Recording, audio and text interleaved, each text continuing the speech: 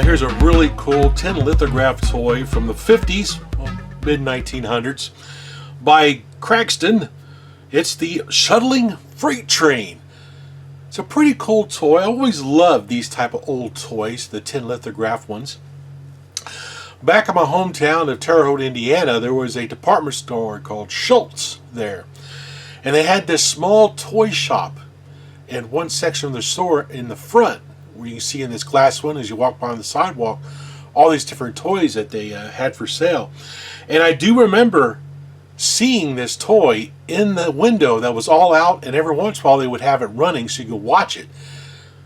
Pretty awesome. I didn't have this growing up, but I did have a friend that his older brother had this toy, and we used to play with it all the time. It's such a really cool toy. And like I said earlier, I love these old tin lithograph trains, these toys like this.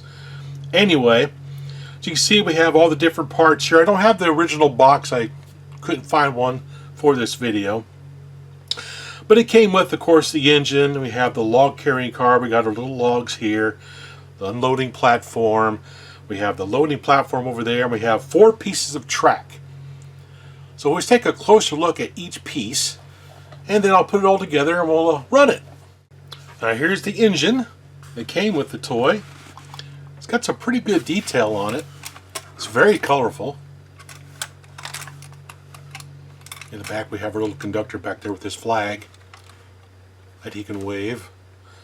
And that works with this little cam follower right here. So as the wheel spins around, it'll activate his flag to go up and down.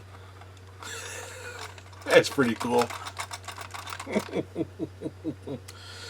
Then of course on this side we have our on-off switch right down there up underneath. Battery goes in from the front like so. And then you would just slide the battery down in here. Close it up. And you can turn it on. Maybe. I gotta clean the contacts again. That's the joys of these older toys. I have to clean the contacts. Now when I got this engine, it didn't work. Had to take it apart and work on it. And the original motor that was in it was totally burnt up. It wouldn't work anymore at all. I tried to repair it. I wasn't successful.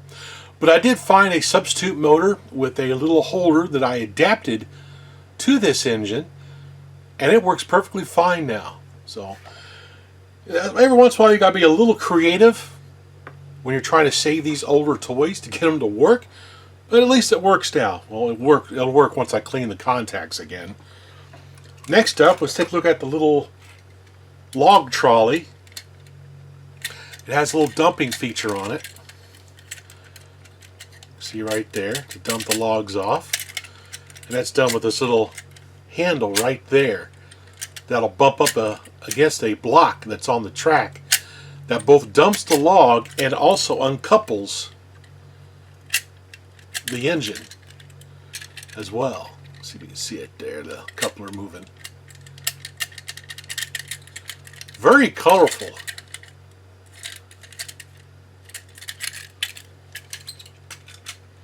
And then we have our unloading platform. Take the logs out so you can see it back here. Unloading platform. Danger, do not trespass. Right there. Little tin lithograph logs. Pretty cool. Now let's take a look at some of the track sections. Now here's the loading platform. Put our logs on here. Like so. And when the trolley comes by, it'll hit a little switch down here and it'll dump a log onto the trolley, and the train will push it down to the unloading station. That is pretty awesome. And then when the trolley gets down to the unloading station, it'll hit this block right here, which will cause it to uncouple the engine, and then it'll dump the log into the unloader. That is so cool. Now at each end of the layout, you'll have a solid block here, and what that's used for is, you look at the engine, you'll see this little push bar right there. So when it hits this, it'll push this bar in, which reverses the motor to get the train to run the opposite way. Likewise, against the other side, this bar will push in, the train will switch directions to go that direction. It's a very ingenious toy, what they came up with. Now, to join the track sections together, you gotta get the folds of the metal. You can see down in here, maybe if the thing would focus, hooked around the opposite side so it goes together nice and smooth. And then press them together. Yeah, that one's going together good. There we go, until it snaps. There we go.